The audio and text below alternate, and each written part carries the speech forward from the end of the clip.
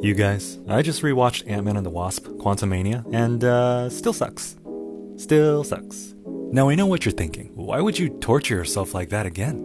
Well, it's currently out on Disney Plus, so we can keep making fun of it in full HD. Like this one scene where Janet, Hank, and Hope are in this quantum desert. This other brief scene where Scott and Cassie are standing next to the multiversal engine core. And the final battle, once Kang enters the fight. There's so much more to say about this dumpster fire, so let's just jump right into it.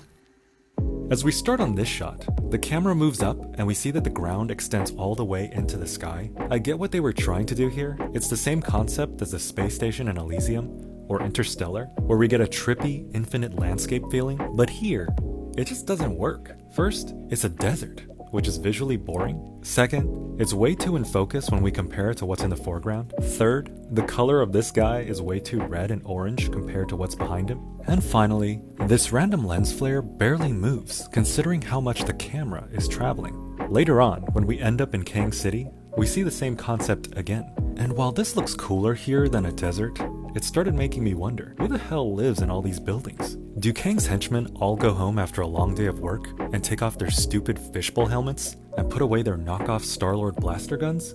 Seriously, what are the odds the design of these guns that were made in the quantum realm look even a little bit like something from the surface world? I hate this movie. And as if the desert landscape didn't look bad enough, it gets even worse when the camera faces our main characters. I mean, I don't gotta explain this, right? You get it. The only good thing I can say about this shot is at least they kept a lot of Janet's hair detail, which can sometimes be a tricky thing to do in visual effects. From the battle later on, to show you the difference, you get a frame where we see hair edges that look like this.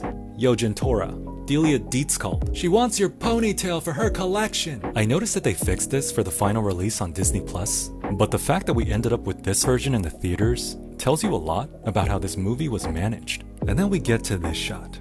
The difference in color and focus of these two characters, who are probably only just a few feet apart, is super noticeable. And the way Hank and Hope look like cardboard cutouts in the background here is just unforgivable. And here, yeah, Michelle Pfeiffer has no idea what the hell she's walking toward on set, and it shows. How about shield yourself from all the dust shooting into your eyeballs? Damn it, Janet. Has anything in the MCU ever looked as flat and unconvincing as this? But pretty soon, we jump to Scott and Cassie. When Kang... Oh, whoops. Looks like they forgot to animate MODOK here. When Kang transports the two of them to the edge of his multiversal engine core, Cassie breaks free from the henchmen. That's the only time she's gonna do that, right? Okay, but that's the last time anyone's gonna do that, right? Ugh, I give up. It takes Cassie 6 cuts to break free. It felt like I was watching Liam Neeson climb over that fence in Taken 3. I am not editing this. This was actually in the movie. But after all that, for a scene that's supposed to feel dramatic or whatever, I didn't give a quantum shit about either of these characters. I love you, Peanut. I loved you.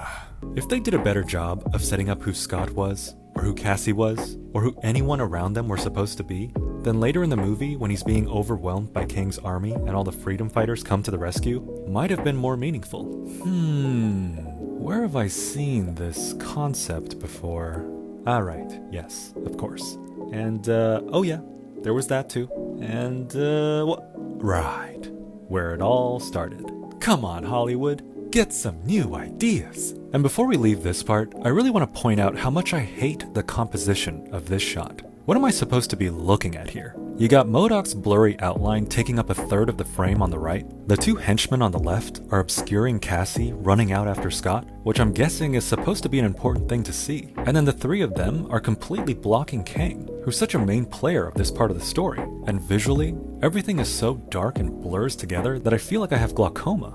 For a sequence they put a lot of work into, visual effects wise, they definitely could have thought twice about some of the camera angles when they were editing it together. Now, this might be an unpopular opinion, but after rewatching this movie, I've realized that Jonathan Majors isn't all that great as Kang. Maybe it's the real-life drama surrounding the actor right now that's souring my opinion of him, but I noticed that his acting is just made up of very long pauses.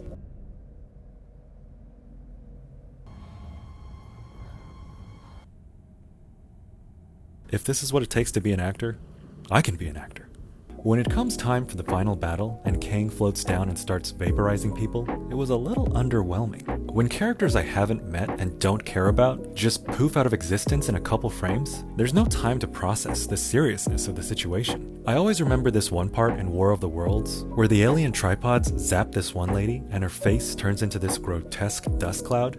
Yes, we didn't know her either, but at least they made it look painful to show you what a threat the aliens were. You already did it in Endgame. Can't you do a little bit here? Maybe zap Gentoro away, someone who actually had lines. But no. Instead, Kang does this. Oh no, that guy. So sad. Oh, and they totally just flip and recycle this one spinning shot of him from earlier in the movie? You thought you were slick. Now let's take a closer look at this shot, where Kang blasts Scott away. As he flies off into the distance, his path suddenly changes from horizontal to vertical. And if we follow frame by frame and look at the distance he's traveling, he suddenly disappears sooner than he's supposed to. All of this is obvious when I slow it down, but even at normal speed, you can just tell something is weird. And this part, coupled with this part, are we supposed to think this is cool? This man has supposedly burned countless worlds, killed Avengers across multiple timelines, but yeah, go off with those flicks and slaps. So badass. The whole mystique and gravitas around this villain, one that's supposed to rival Thanos, just completely falls apart when you realize how utterly useless he is in a battle. And the dumb faces he makes throughout the movie make him seem even more like a joke. After Kang gets washed away by a wave of ants, let that sink in.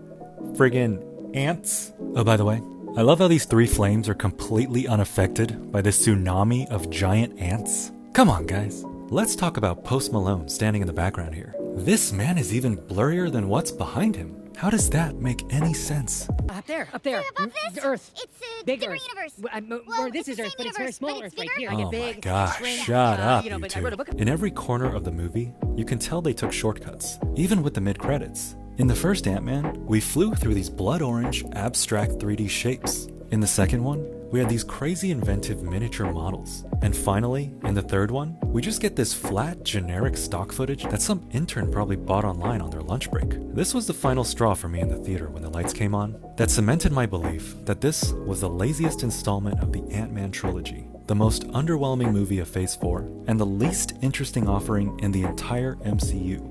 I expected anything better than this, but unfortunately, this is what we all got.